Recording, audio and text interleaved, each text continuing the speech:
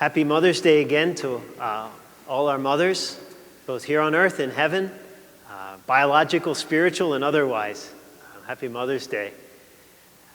I really owe it to my mom because she loves me. She loves my brothers, even though, a lot of times I don't deserve it. Because, especially when I talk about her in the homilies, because she doesn't like it at all. When I make fun of her because I go home and she serves things that are old, expired, whatever, she doesn't like that. So she gets angry with me, and rightly so. But I still do it, so I'm not really that upset about it, to be perfectly honest, no.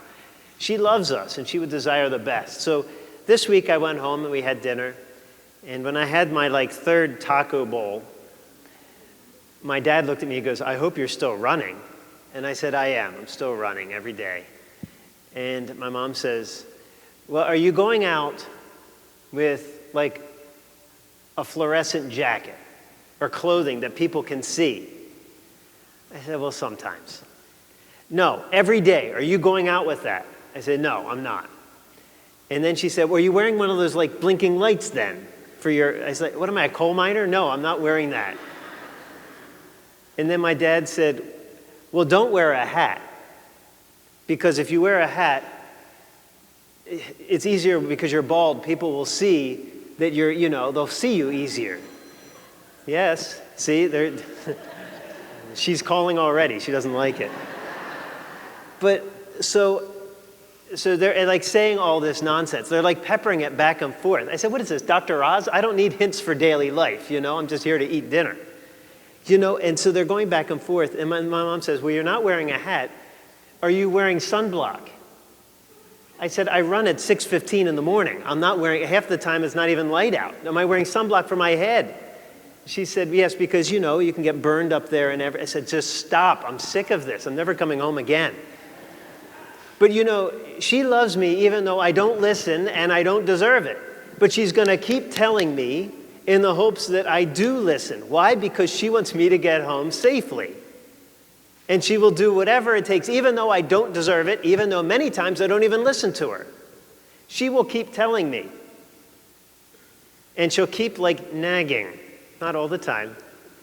Oh, the camera's on. Hi, Mom. So anyway, she'll keep saying it because she loves me and she wants me to get home safely.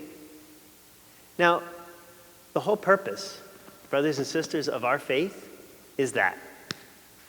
It is that God is our shepherd. He wants us to get home safely to Him. The whole point of His creation is that you and I live with Him forever in heaven.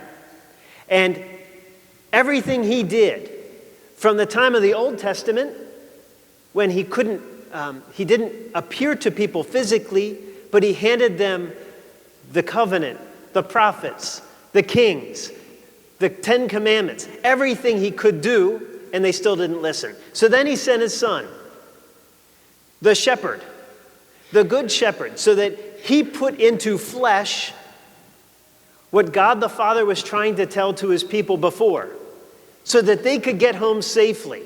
And so Jesus spoke the truth, and people wrote it down in the scriptures. But then we still didn't listen.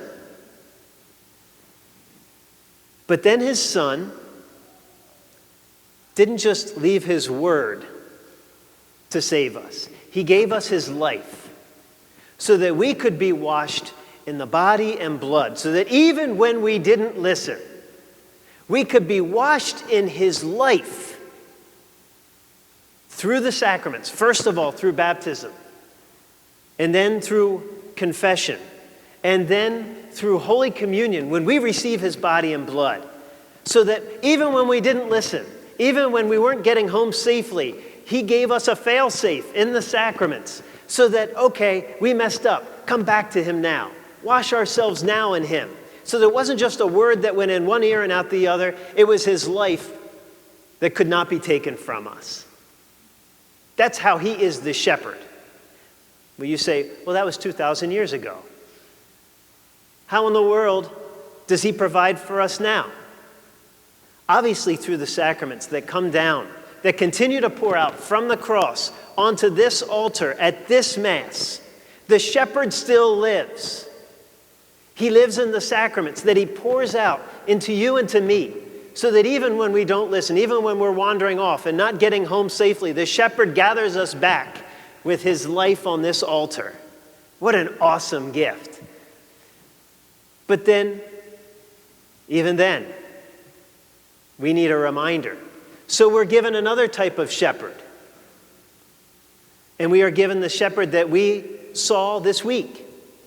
As Catholics, I don't know how you felt, but when that white smoke came up, I don't know why.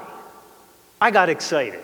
I was driving down 230 towards High Spire to get gas from Wawa and a slushie, sorry. And I was driving down, it was 12 whatever, and my brother sent a text. And I did a U-turn because I wanted the kids to, ring the bell, and I wanted the kids to watch it. So I called the school and I said, make an announcement, have the team. We had it all set up. The videos were all playing and everything. And the kids were running up the steps, pushing each other down the steps to get up to the steps to watch what was happening. They don't know any of these people. Now, we had them praying for certain cardinals in each class, but they don't know who they are. They don't know what it represents, but they were excited. I was excited. I did a U-turn on that road even though there was a cop sitting there right at Middletown home. And he didn't pull me over. I don't know whether he saw my collar or not, thanks be to God. But we were all excited. Why? Because we have a shepherd. Why? What does it mean to us? He lives thousands of miles away, and whatever. Sometimes he speaks our language. This one does, thanks be to God. But why? Why are we excited that this man named Pope Leo lives for us? Because he is our shepherd. He puts into words what Jesus put into words. He doesn't put into words what he wants to put into words himself. He brings to us what Jesus brought those days to those people so that we can have the same pathway to life as Jesus put out. And that's why it's important to have a shepherd. Sometimes the shepherd needs to say, no, don't go there. Or yes, go there.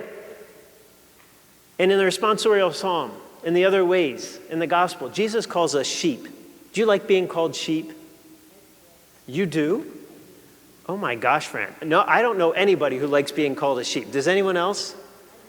You like sheep? But do you want to be one?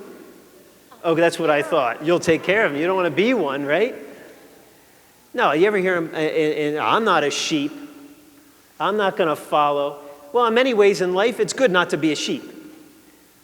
But in this life, there is only one who walks to heaven. And it is our Savior, Jesus Christ. He is the only one who knows the way. He is the way. And in that sense, we got to be sheep. We got to follow our shepherd, who throughout history has poured out his life for us.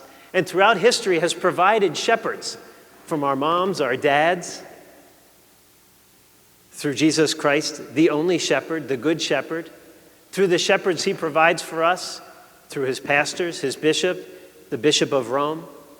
They're all not operating separately. They don't all operate on their own wavelength. They all operate together to point us to the one shepherd.